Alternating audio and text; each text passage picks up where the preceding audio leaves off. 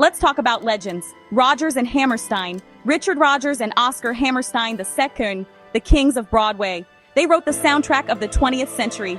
If you've ever hummed a show tune, it was probably theirs. Their music is timeless, part of our cultural DNA. Their shows are everywhere. High schools, community theaters, Broadway revivals. These musicals are more than stories with songs. They're emotional experiences. They make you laugh, cry, sometimes both at once. Rodgers and Hammerstein didn't just write shows, they created worlds. Worlds filled with unforgettable music and characters. Their influence is massive, everywhere you look in musical theater. Before them, musicals were just fun, fluffy entertainment, but they made the story the heart of the show. Songs became part of the plot, revealing character and moving the story forward. It was revolutionary. Decades later, we're still singing their songs and getting chills at their overtures. That's a legacy, creating something that lasts. Their work is a gift that keeps on giving. Future generations keep discovering and loving their musicals. Rodgers and Hammerstein created something truly lasting, and we're all lucky to enjoy it. How did this legendary partnership begin? Rodgers and Hammerstein weren't newcomers. They'd both had success with other partners. Rodgers' longtime collaborator, Lawrence Hart, was becoming unreliable. Rodgers wanted to adapt a play called Green Grow the Lilacs into a musical, but Hart wasn't interested. So Rodgers reached out to Hammerstein, an old friend from their Columbia University days. Hammerstein was in a slump looking for a fresh start. When Rodgers called with the cowboy musical idea, Hammerstein saw the potential. It was perfect timing for both. They took a risk and teamed up. Their first show together was called Away We Go, but you know it as Oklahoma. Oklahoma was a smash hit, running over 2,000 performances.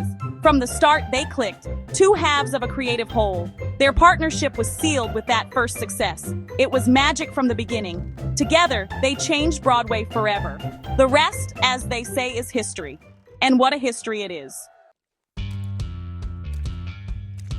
Where do you start with their shows? It's a list of Broadway's greatest hits.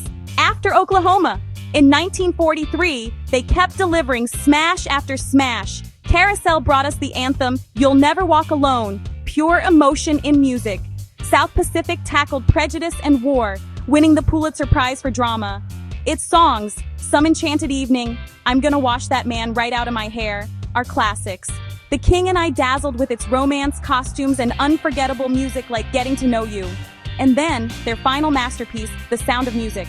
My favorite things, Do, Re, Mi, Edelweiss, every song a classic. The story of the Von Trapp family is uplifting and iconic. The Sound of Music became a beloved film too. These shows aren't just musicals, they're cultural landmarks. They set the gold standard for Broadway. Their music and stories are woven into our lives. Rodgers and Hammerstein's hits are still performed everywhere. Their legacy is unmatched. They defined the Great White Way. Their musicals are the heart of American theater, and they always will be. What made Rodgers and Hammerstein so different? Before them, musicals were just song and dance revues with thin plots. Songs could be pulled out and sung anywhere. They didn't drive the story. Rodgers and Hammerstein flipped the script. The story came first. They created the integrated musical, songs and dances that revealed character and moved the plot. Think of the Dream Ballet in Oklahoma, a story told through dance. They tackled real issues, racism in South Pacific, cultural clashes in The King and I, redemption in Carousel. Their shows had heart and depth, not just entertainment. They proved musicals could be serious art, even win a Pulitzer. They raised the bar for everyone who followed. Every musical since owes them a debt. They created the blueprint for modern musical theater. Their influence is everywhere. Rodgers and Hammerstein showed what musicals could be. They made Broadway matter, and Broadway was never the same.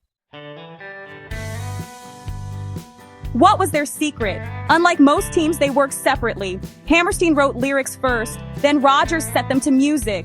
Hammerstein's words set the tone and emotion. Rodgers' melodies brought them to life. Rodgers was fast. Sometimes a song came together in minutes. Hammerstein was the poet, full of hope and warmth. Rodgers was the craftsman, precise and disciplined. Together, they balanced heart and structure. Their songs are emotionally powerful and perfectly constructed. They respected and pushed each other to greatness. Their partnership lasted 17 years and produced 9 Broadway musicals. It was a golden age of creativity. Their process was unique, and it worked. That's the magic of Rodgers and Hammerstein. Fast forward to 2002, the world had changed, but the love for Rodgers and Hammerstein hadn't. The 2002 tribute edition celebrated their work for a new generation.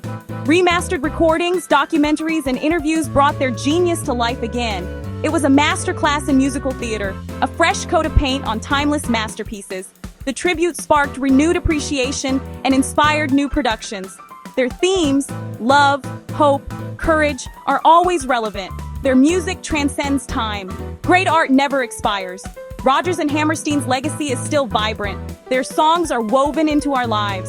They created Broadway's golden age, and we're still living in its glow. Their music comforts, inspires, and reminds us of theater's magic, and that's something worth singing about.